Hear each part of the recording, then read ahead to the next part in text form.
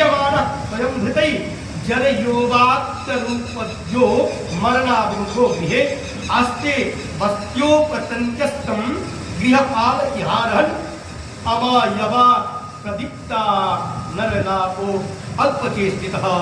अंतकाल में वैराग्य उत्पन्न नहीं होता और जिसका आप पालन करते थे वे पुत्रादि पालन करने लगे और नेत्र से दिखाता नहीं, कान से सुनता नहीं, क्योंकि अंत समय में जरा नाम की जो स्त्री है ना, जबरदस्ती हमसे विवाह कर लेती है। जरा मतलब वृद्धावस्था। ये वृद्धावस्था चाहता कोई नहीं है, ना चाहते हुए भी जबरन आकर के हमसे विवाह कर लेती है, हमें वृद्धावस्था को प्राप्त कर लेती है। और अंगम गलितम, शंकराचार्य जी चरपट मंजरिका में लिखे हैं, अंगम गलितम पलितम मुंडम दसन विहीनम जातम कुंडम तदपि न त्यासा पिंडम भज गोविंदम गोविंदम भज मूढ़मते। हे मूढ़मते, हे मूर्ख, इस संसार को भजता रहा, संसार को भजते भजते इस संसारी प्राणी तुमको छोड़ रहे हैं, तब तुम्हें ये परमात्मा का नाम ही आश्रय होगा। अतः उस समय जो परमात्मा का चिंतन करेगा, अतः प्रारंभ से ही चिंतन करना शुरू कर दे।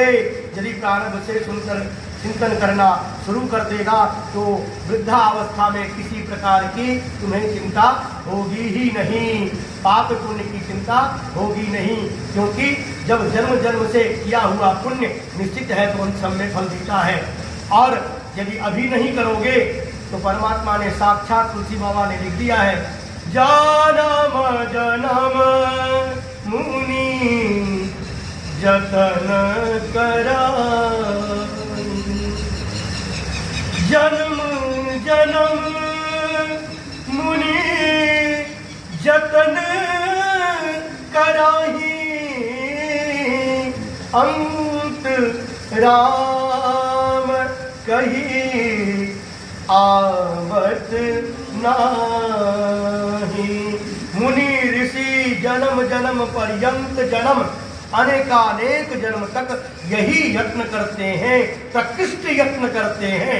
और हमारे व्याकरण शास्त्र में यत्नो द्विधा लिखा गया है, यत्नो द्विधा, बाह्य आभ्यंतर, बाह्य आभ्यंतर। वो प्रकृष्ट यत्न करने पर भी मुनि लोग अंत में जाते समय राम का नाम नहीं आता है, लेकिन तब भी वो जन्म जन्म पर्यंत तक मुनि लोग, ऋषि मुनि लोग नारायण का स्मरण करते रहते हैं। इसीलिए जो जब प्राण समय को प्राप्त करे, जब अंत समय आए तो परमात्मा का नाम मुख से आए, लेकिन परमात्मा का नाम उस समय भी मुख से नहीं आता है। तो हे नर, हे संसारिक प्राणी, सदैव परमात्मा का नाम स्मरण करते रहना चाहिए, क्योंकि कलयुग केवल नाम आधार, जो हमने पहले कहा, वो कलयुग में केवल नाम आधार है। और नाम को गाते गाते नामी को आना ही पड़ता है, इसमें कोई संशय नहीं। सूरदास जी दिव्य अंग वाले थे, परंतु नाम स्मरण करके परमात्मा का साक्षात्कार किया और साक्षात परमात्मा अपने चरण में उनको वास दिए। कबीरदास जी किसी यूनिवर्सिटी में पढ़ने नहीं गए थे, तुलसीदास जी किसी यूनिवर्सिटी में नहीं पढ़े थे, लेकिन परमात्मा के यूनिवर्सिटी में पढ़ करके डिलीट तक कर चुके और परमात्मा को प्राप्त कर चुके। अतः हम जिस देश में हैं, जिस देश में हैं, जिस रेस में हैं, सदैव परमात्मा का ध्यान करते रहना चाहिए, क्योंकि वही एक साधन है इस शरीर को मुक्त करने का। मुक्ति इच्छा मुमुक्षा, मुमुक्षा हमारी सदैव मुक्ति की होनी चाहिए। कार्य सब करना है, गृहस्थ में है तो गृहस्थ का कार्य सब करना है, लेकिन ध्यान रखना है तो परमात्मा का चरण, जो वो चरण ही हमारा कल्याण करेगा। ये पुत्र मोह आदि का चरण कल्याण करने वाला नहीं है। ऋषि भेष में है, काम सब करने हैं, मठ महंत इत्यादि सब कुछ संभालने हैं, लेकिन नाम स्मरण नहीं कभी छोड़ना है। संन्यस्त में है, सब कर्म करना है, क्योंकि इस संसार में रह करके कर्म तो करना पड़ेगा ही, क्योंकि कर्मण्येवा अधिकारस्ते मां फलेषु कदाचन। फल की इच्छा न करते हुए कर्म करते जा, कर्म करते जा। गीता डिव डिव घोष करके उद्घोष करती है। गीता सुगीता कर्तव्या कि मन्ने शास्त्र विस्तरई। जो स्वयं पद्मनाभ के मुख से विगलित शब्द है वो गीता को यदि सुगीता कर लिया, सुस्तु गीता यदि सुंदर प्रकार से गा लिया तो वही गीता हमारे लिए अमृत के समान बन जाएगा, हम सबका कल्याण होगा। अतः हे गरुड़ जी, परमात्मा को सदैव स्मरण करते रहना चाहिए। जो परमात्मा का स्मरण नहीं करते हैं उनको यम मार्ग में तो जाना ही पड़ता है, यम मार्ग में दोनों को जाना पड़ता है। लेकिन जो परमात्मा का स्मरण करते हैं, परमात्मा उनकी सहायता के लिए यम मार्ग में भी सब जगह विश्राम स्थल बनाए रहते हैं। और जो परमात्मा का नहीं भजता उसके लिए उस प्रकार के दंड का विधान भी बनाए हुए हैं। ये हम नहीं कहते, ये गरुड़ पुराण शास्त्र कहता ही रहेगा, अभी आते आते कहते ही रहेंगे। अंतकाल में वैराग्य उत्पन्न नहीं होता, साफ कह दिया उन्होंने। वैराग्य उत्पन्न करना है, विशेष राग वैराग्य। विशेष राग किससे हो? संसार से, माता से, पिता से, पत्नी से, पुत्र से नहीं। विशेष राग तो एक हो सकता है तो जिससे हम अलग हुए हैं, क्योंकि ममैवांशो जीवभूता जीवभूत सनातन, मैं तो उन्हीं का अंश हूं और उनके अंश हो करके, अंशी हो करके हम उनसे ही विमुख हो जाते हैं। तो सबसे बड़ा पाप यही है। हमारा जीवन तो उन्हीं के लिए है और उन्हीं के साथ रहना चाहिए।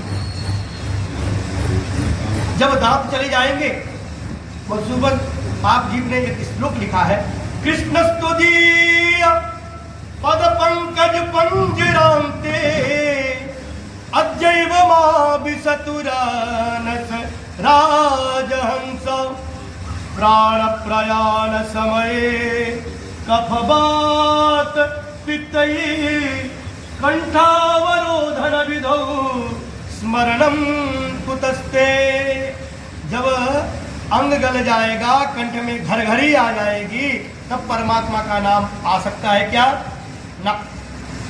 कंठावरोधन, कंठ जब घिर जाएगा कभी परमात्मा का नाम नहीं आ सकता। लेकिन हम सब क्या कहते हैं, अभी हमारा कोई कथा सुनने का थोड़ी उम्र है, अभी डिस्को में जाने का उम्र है, मालिनी इत्यादि को देखने का उम्र है। नहीं, हमारे एक बहुत सुंदर संत, हम तो संत की सेवा ही में रहे 11 वर्ष से, संत कहते थे, पंडित जी बुढ़ा बंदर नचना नहीं सीखता, नचना सिखाना है तो बचपन से ही पकड़ के लाइए। सही बात है। कभी भी बूढ़े बंदर को हम आकर के उसको ट्रेनिंग देना शुरू करेंगे तो कभी भी नहीं सीखने वाला है, वो हमको काट ही लेगा। लेकिन उसी बंदर के बच्चे को, शावक को पकड़ के लाए और प्रारंभ से उसे सिखाना शुरू करें तो देखिए हमारे इशारा पे नाचना शुरू कर देता है। तथैव हम लोगों का भी जीवन है, हम भी, हमारे पूर्वज भी यही कहते हैं कि हम भी बंदर ही थे। और आज भी साइंस कहता है जो बंदर के संपूर्ण अंग मानव के अंग में फिट हो सकता है, तब हमें ज्ञात होता है तो वास्तविक में हम बंदर। कहते थे उस्ताद हमारा नाम था जिनका मचिंदर, इंसान तो था पहले बंदर, इंसान तो था पहले बंदर। उत्तर प्रदेश के सीएम जिस स्थान के महंत हैं, उस महंत के गद्दी पे पूर्व विराजमान संत मचिंदर नाम के एक संत हुए। वो साफ कहते थे स्पष्ट डिम घोष करके, आरा वाला शास्त्र भी घोष करता है कि हम बंदर ही थे, बंदर के योनि के बाद ही हमको प्राप्त हुआ है ये शरीर, नहीं तो पहले कृमि में 15,000 यानी कीड़े मकोड़े में जन्म था हमारा। तो सबका अलग अलग विधान है। कहने का भाव यह है जो ये मानव शरीर ही ऐसा है, परमात्मा का ये अति उत्तम कीर्ति है जिस कीर्ति से हम अपने आप को धन कर सकते हैं। अन्य कोई भी शरीर, अन्य कोई भी 84 योनि में ऐसा कोई योनि नहीं है जो अपने आप को तार सकता है, लेकिन मानव शरीर अपने आप को तार कर सकता है, बशर्ते वो ज्ञान हमारे अंदर बना रहे। हम माँ के पेट में जब मलमूत्र में बंधे हुए थे, उस समय में जब नाना प्रकार के कीड़े मकोड़े हमें काट रहा था तो परमात्मा दिव्य तेज लेकर के वहां पहुंचे, तो हमने प्रार्थना किया है परमात्मा आज तक आपने हमें रक्षा किया है, अब हमें ज्ञान हो चुका है, आप मुझे इस मलमूत्र से निकालिए। गर्भवास में कौल किया था नाम जपूंगा मैं तेरा, और इस झूठी दुनिया में आकर के नाम भूल गया मैं तेरा।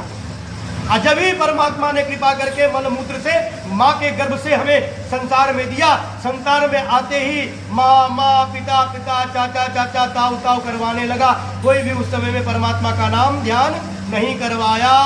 और अंत समय में जब यौवन अवस्था आया तो अपने विषय वासना में हो करके चूर हो करके जवानी नींद वर्ष होया बुढ़ापा देख कर रोया। जब बुढ़ापा आया तब उसका स्मरण करने लगे, उस स्मरण होना ही नहीं है, क्योंकि जन्म जन्म से अभ्यास हमने नहीं किया है। निरंतर अभ्यास करना, इसीलिए योगी लोग संत लोग सदैव कहते हैं जो है बच्चा काम तो करते रहे, लेकिन 2 घड़ी आधी में पुनि आदि तुलसी संगत साधु की कोटि कटे अपराध।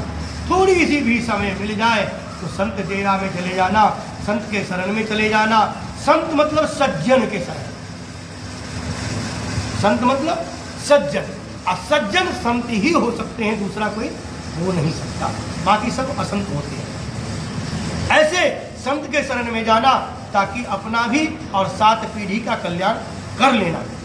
लेकिन हम अल्पज्ञ अल्प बुद्धि वाले इस संसार के माया जाल में पड़े हुए नहीं जा पाते, वही दुख का कारण बनता है।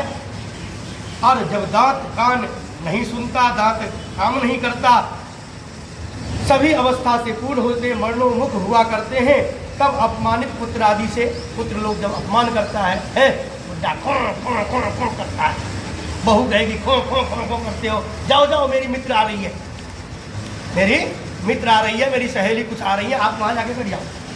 और नहीं तो आजकल तो ये सुनने में आया है, सुनने में क्या देखने को भी आता है, दृष्टिगोचर होता है, जो सबसे जब बूढ़े माता पिता हो जाते हैं 3रे मंजिल पे एक मकान एक कमरा बना दिया जाता है, बोल वहीं रहो खाना पहुँच जाएगा। ये सेवा माता पिता का नहीं होता। मंदिर में नया मिलेंगे, गुरुद्वारे ना मिलेंगे, तेरे घर में बसे हैं तेरे भगवान। कर ले माँ को प्रणाम, कर ले पिता को प्रणाम, अपने गुरु को प्रणाम, अपने माता को प्रणाम। मिलने से कहीं नहीं मिलने वाला। यदि इस हृदय में माँ बाप दिखता है, इस हृदय में परमात्मा दिखता है, तो मंदिर में भी परमात्मा दिखेगा। यदि भावना में परमात्मा नहीं दिखता तो किसी पाषाण में परमात्मा दिखने का कोशिश ही नहीं करना चाहिए। इसलिए अपने आत्मा को झकझोर करके रखना चाहिए, और इसमें यदि परमात्मा दिख जाए तो मंदिर में जाइए, सभी मुहूर्त में आपको परमात्मा दिखेगा। ये शास्त्र उच्चारण करते हैं। रोग युक्त हो, भोजन जो नहीं कर पाता, और भोजन कर भी ले तो वृद्धावस्था में पचता नहीं। जुरब रुचब पचब, ये कहावत है। ये तो जुड़ना मिल जाए और रुच जाए, 56 प्रकार के भोजन आए, रुच करके हम पालें उसको, और पा लेने के बाद में वो पच जाए सही सलामत, बड़ा कठिन है। आजकल तो ऐसा स्थिति हो चुका है, यूरिया ने ऐसा कर दिया है तो 1 रोटी खाओ तो 2 गोली खाना पड़ता पचाने के लिए, यानी पाचन शक्ति भी ठीक नहीं है। जब जवानी में पाचन शक्ति ठीक नहीं हो तो वृद्धावस्था में कहाँ हो सकता है। अतः कहते हैं कि वृद्धावस्था में जो पछताओगे वो पछताना न पड़े। अतः परमात्मा के शरण का ध्यान करना चाहिए, स्मरण करना चाहिए। वायुनोत्क्रमतोत्तार कपरुद्धा नाडिकः काश श्वास कृतायास कंठे घर घुरायते शयाना परिशोचत भी परिवीतस्तबंधुभि वाच्यमानोऽपि न ब्रूते कालपाश वसंगत। पादी नेत्र से खुले रहते हैं, कफ के अधिक होने के कारण नाड़ी सब बंद हो जाते हैं। काश श्वास के परिश्रम से कंठ में घुर घुर शब्द होने लगता है। कफ के अधिकता होने के कारण नाड़ी सब बंद हो जाती है। काश श्वास के परिश्रम से कंठ में घुरघुरापन होकर वो शब्द घुरघुराने लगता है। उस चिंता से बंधुगण चारों तरफ उपस्थित है। उसके मध्य में पापी सोते हैं, कोई बुलाते हैं तो कोई भी कालवश वशीभूत होकर के अतः बोला नहीं जा सकता। तब वो बंधु परिजन उनको राम राम राम राम राम राम बोलिए बाबा जी, राम राम। तब वो राम राम मुँह से निकलता नहीं। अतः उस राम शब्द का रमन्ते योगिना यस्मिन स राम, राम कौन है? जो योगी के हृदय में सदैव रमन करता है वही तो राम है। यानी शब्द ब्रह्म है।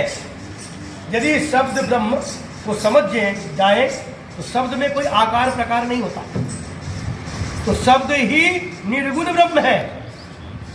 और जब शब्द रूपी ब्रह्म को समझ जाएंगे तो निर्गुण रूपी ब्रह्म को समझने लगेंगे, और निर्गुण रूपी ब्रह्म को जब समझ जाएंगे तो सगुण साकार अपने आप समझ में आने लगेगा। तब वो राम धनुष बाण लिए हुए खड़ा हमारे सामने में विराजमान रहेंगे। लेकिन शब्द रूपी रमन्ते योगिना यस्मिन स राम को समझना पड़ेगा।